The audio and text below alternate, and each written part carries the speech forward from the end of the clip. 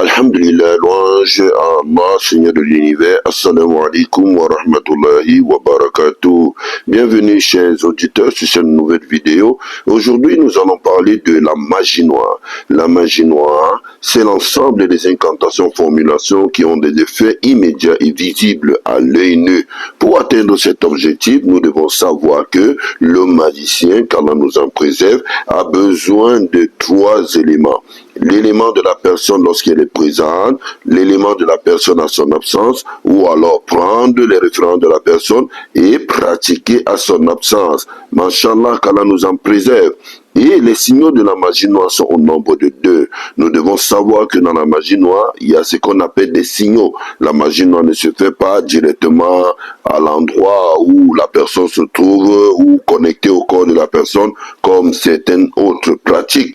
La magie noire peut se faire à une distance même qu'on ne peut imaginer. Mais le plus important, c'est de savoir que ce sont les signaux de la magie qui atteignent les personnes victimes. Alors nous avons 2 catégories de signaux. Les signaux faibles, si la formule de la magie est composée des éléments faibles qui vont avoir un impact inférieur sur la personne victime, et les signaux forts lorsque les composants ont un impact solide et mortel sur la personne qui sera victime, que Dieu nous en préserve. Alors, pour ce qui concerne les signaux faibles, nous savons que lorsqu'ils atteignent la personne qui est victime ou qui est concernée par cette magie, on peut avoir un certain nombre de manifestations.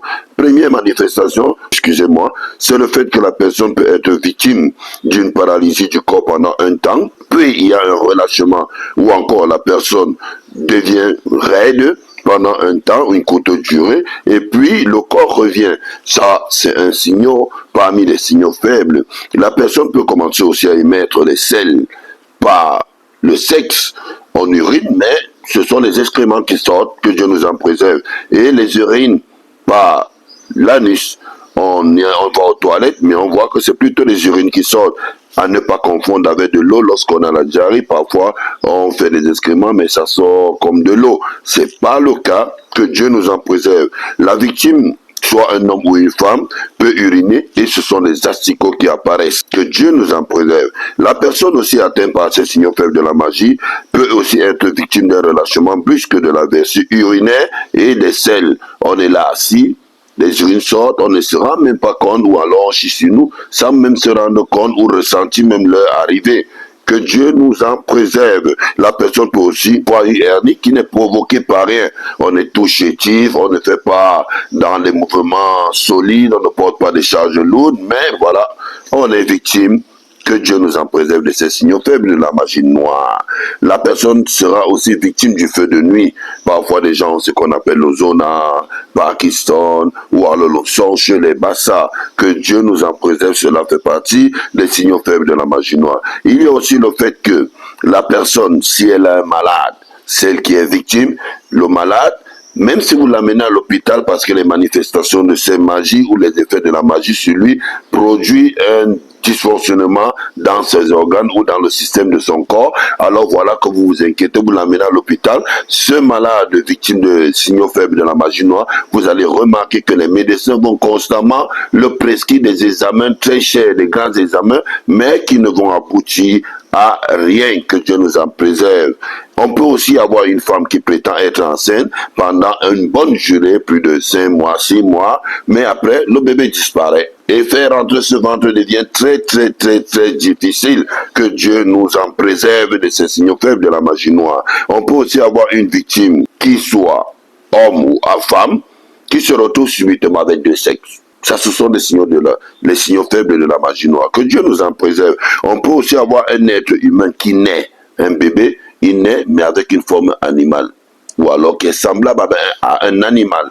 Que Dieu nous en préserve des signaux faibles de la magie noire.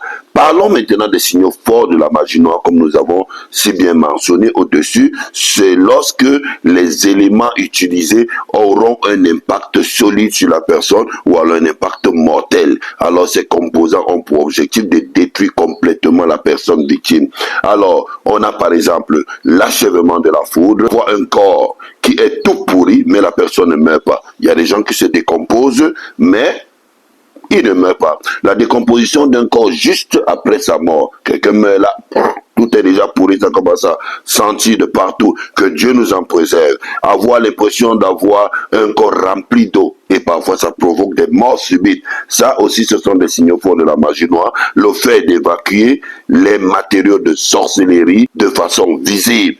On est en train de subir un traitement où on est placé à la maison, on voit un cadenas qui sort, une grenouille qui sort du ventre, ou un insecte qui sort de l'oreille, de la bouche, et ainsi de suite. Que Dieu nous en préserve de ces signaux forts de la magie noire. Le collage visible aussi du troisième œil. Nous remarquons souvent certaines personnes au niveau du front, ils ont un autre œil. On croit que cela vient de Dieu. Dieu ne crée pas ce genre de choses.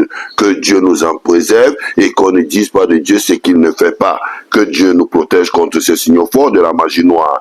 La transformation d'un être humain en un autre état. Des êtres humains qui deviennent des serpents, qui deviennent des animaux, des reptiles, ainsi de suite, afin de nuire aux autres. Que Dieu nous en préserve. Cela font partie des signaux de la magie noire. Avoir aussi constamment l'envie de faire des rapports sexuels à tout moment, à tout endroit, cela fait partie des signaux de la magie noire, les signaux forts, à ne pas confondre avec des personnes naturellement viriles. Ah, ça, c'est naturel, mais alors ceux-là, ils sont dotés d'une possession en relation avec des signaux forts de la magie noire qui les poussent à se conduire ainsi. Que Dieu nous en préserve, ou alors avoir l'envie de se masturber à tout moment. On connaît des personnes ici, s'ils ne se masturbent pas, alors sa vie ou alors la journée ne serait pas tranquille et calme, ou alors son commerce ne va pas marcher. On en a rencontré plusieurs fois. Que Dieu nous en préserve. Tout cela font partie des signaux forts de la magie noire. Que Dieu nous en préserve de toutes ces pratiques. Les effets de la magie noire autour de nous. Nous savons que ici maintenant, nous allons parler de qu'est-ce que nous remarquons autour de nous, ou alors qu'est-ce que nous ressentons qui est en relation avec la magie noire. Parmi ces éléments, nous avons des hallucinations réelles et inexplicable. Le fait que tu vois quelque chose passer, tu ressens comme si la tête de la personne était grosse, mais après c'est petite, ainsi de suite. Cela font partie des manifestations de la magie noire autour de nous. Des magies visibles, telles qu'un objet enterré, un fétiche, une amulette, tout ça, ce sont des éléments de la magie noire. La réduction d'un homme et ça, condamnation dans un bocal ou dans une bouteille. Ça, on le voit souvent même dans les films. Mais c'est une réalité, ça fait partie des manifestations de la magie noire autour de nous. C'est la vérité. On peut mettre quelqu'un dans une bouteille à travers des formules de magie noire afin de contrôler et de manipuler la vie et la personne elle-même. Être condamné à marcher toutes les nuits dans les rêves et à travailler, et au matin, on se retrouve avec des séquelles de tous ces mouvements de la nuit. On est fatigué, on a des douleurs de partout. Que Dieu nous en préserve. Avoir des transes d'adolescence en vague, voir un objet qui parle ou qui nous demande à boire ou à manger.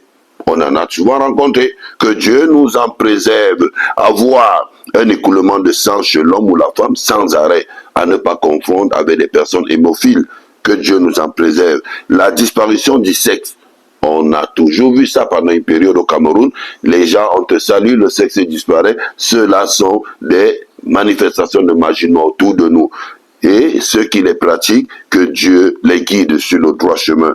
Un bébé qui naît avec des écritures sur le corps, c'est de la magie noire. Un bébé qui naît avec des dents dans la bouche, c'est de la magie noire. Un bébé qui naît avec des insignes sur le corps, c'est de la magie noire. Un bébé qui naît avec un corps vieilli, de la magie noire. Un bébé qui naît comme un invertébré, c'est de la magie noire. Un bébé qui naît étant déjà aliéné, c'est de la magie noire. À ne pas confondre avec un dysfonctionnement des organes à l'intérieur du corps de la femme, c'est de la magie noire. La poussée des poils subites dans un endroit du corps où il n'y en avait pas, ou la disparition des poils subites dans un endroit du corps où il y en avait, cela c'est de la magie noire. La perte de la vue ou de l'écoute, on ne voit plus, on n'écoute plus lorsqu'on est en salle d'examen. Ça c'est la magie noire. Avoir l'impression d'arrêter la pluie comme le font souvent les jumeaux et nos petits charlatans traditionnels qui prétendent qu'on a arrêté la pluie. Toutes ces pratiques sont des pratiques de magie noire. Que Dieu nous en préserve. Voilà, donc on passe donc maintenant,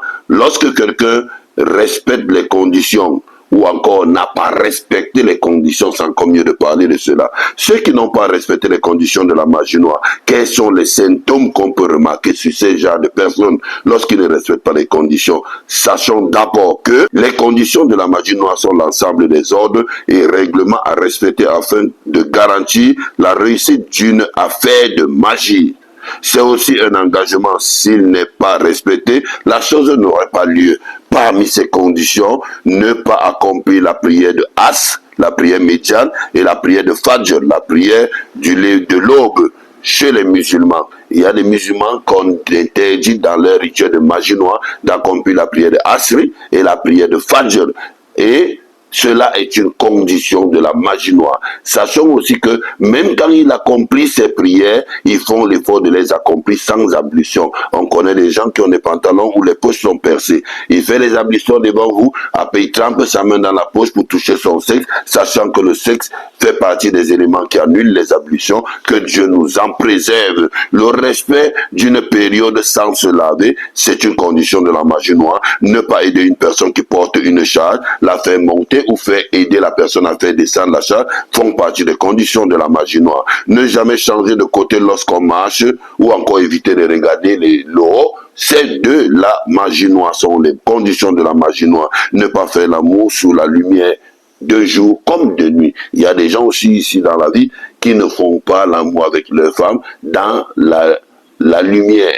Même s'ils sont dans un endroit où il y a l'éclairage du jour, ils préfèrent attendre lorsqu'il va faire noir. Que Dieu nous en préserve de toutes ces conditions de la magie noire et des pratiques maléfiques. Ne mangez aucune chair fraîche, viande ou poisson. Il y a des gens qui ne mangent ni la viande ni le poisson, mais parce qu'ils respectent les conditions de la magie noire, à ne pas confondre avec ceux qui suivent une thérapie. Ne jamais s'épiler ni se raser chez les hommes. Cela fait partie aussi des conditions de la magie noire. À ne pas confondre avec des suiveurs qui ont vu des gens faire et ils se mettent à faire. Ils ne connaissent pas pourquoi cela le faisait. Que Dieu nous en préserve. Avoir une programmation dans l'exercice des rapports sexuels avec son épouse. Surtout avec son épouse. Il y a des gens, on ne fait que l'amour le lundi à telle heure fixe. Quand l'heure est passée, il n'y a plus rien à faire. Que Dieu nous en préserve. Ce sont des conditions de la magie noire. Ne jamais manger chez quelqu'un d'autre en dehors de chez soi. Cela fait partie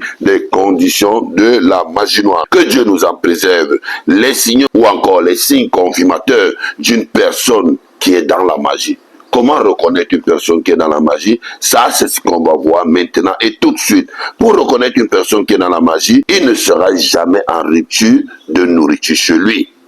Tant que le récipient qui contient ces aliments n'est pas complètement vidé jusqu'au fond.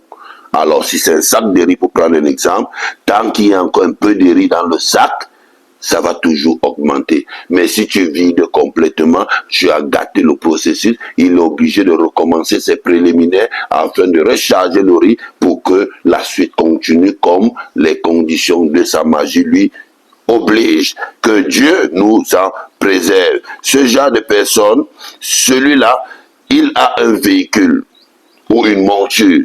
Dans cette monture-là, personne ne doit ouvrir le réservoir. Mais tant que le réservoir est fermé, il ne serait jamais en rupture de carburant. Et sachez que si vous ouvrez ce réservoir, selon les conditions de la magie, vous trouverez à l'intérieur ou un insecte ou un reptile qui est le totem du propriétaire. Et si cet insecte sort du réservoir, voilà que vous avez participé à la mort de la personne selon les conditions de sa magie. Que Dieu nous en prie. Celui ou celle qui laisse toujours des débris de nourriture, que importe la quantité de nourriture qu'on le sert, est aussi en train de manifester l'appartenance aux pratiques de la magie. Nous avons parlé des signes qui confirment qu'une personne est dans la magie. Voilà encore un signe. Celui ou celle qui croit fermement aux augures, c'est aussi un comportement d'appartenance à la magie. Avoir une couleur fétiche dans son habillement, ou alors une couleur qui ne manque jamais dans son habillement. Cette couleur est souvent représentée par des écharpes, des foulards ou des mouchoirs. Ces personnes-là, comme nous voyons souvent, on a toujours un truc vert sur le corps. On a toujours un truc telle couleur sur le corps. Que Dieu nous en préserve. Celui qui fait cuire un aliment sans le faire passer au feu, c'est quelqu'un qui fait partie de la magie noire. Celui qui, dans un défi, se coupe le corps sans que le sang ne coule, c'est aussi un signe qui montre qu'il est un pratiquant de la magie noire. Ou encore une personne qui utilise une lame ou un objet tranchant sans que ça ne blesse sa peau ou ne pénètre son corps. Cela fait partie des signes d'appartenance à la magie noire. Que Dieu nous en préserve. Aujourd'hui, nous allons aussi parler des richesses dans la magie noire. Les richesses.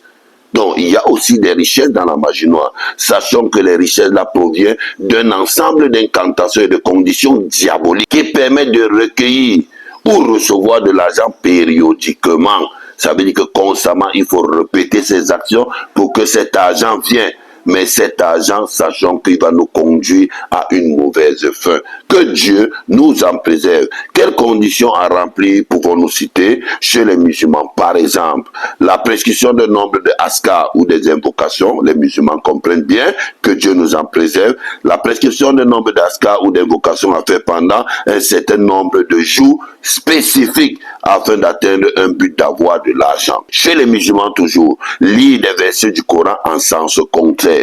Puis après, nous aurons une indication, qui nous parviendra afin de retrouver de l'argent. Parfois, les indications dont on parle, c'est le fait qu'on peut retrouver un œuf en brosse, un trousseau de clés, une pierre, ou alors un diamant, une chaise, un serpent à soulever. Sous l'autre serpent, on va trouver de l'or, on va trouver des pierres précieuses. Tout cela sont des pratiques de la magie noire dans le plan islamique. Que Dieu sorte tous les musulmans de ces pratiques et qui nous protège contre ce mal. Chez les musulmans toujours, écrit la sourate 56, la sourate Waqiah, tous les vendredis sur une planche d'écriture avec un encre alimentaire, boire cela et se laver tous les vendredis sans arrêt. Et si la personne arrête, elle peut devenir folle. Que Dieu nous en préserve, car tout cela sont des conditions de la magie noire.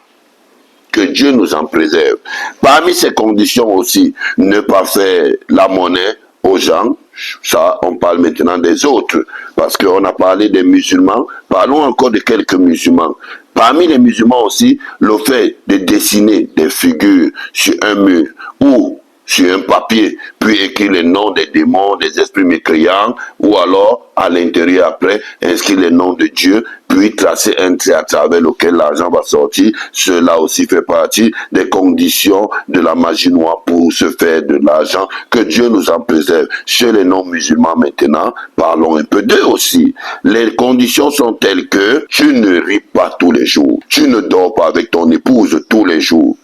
Ne jamais transmettre la réalité de la Bible à tous ceux qui veulent connaître ou lire. Conserver les spermatozoïdes des hommes, puis les livrer aux grands maîtres. Nous savons que ça se pratique souvent par les prostituées qui récupèrent les spermatozoïdes des personnes égarées qui vont là-bas se mettre à l'aise d'après eux. Et lorsqu'ils éjaculent dans ces caoutchoucs, alors elles attachent et elles gardent et elles vont livrer ça à ces grands maîtres qui vont donc pratiquer. Que Dieu nous en préserve et qui sortent tous les êtres humains de ces interdictions. Et parmi toujours les non-musulmans, il y a le fait qu'on conditionne la personne qui va faire l'achat chez nous de jeter la première pièce ou encore le premier argent. Cela fait partie aussi de la magie noire. Ne jamais transmettre la réalité de la Bible comme nous avons dit, cela fait partie de la magie noire.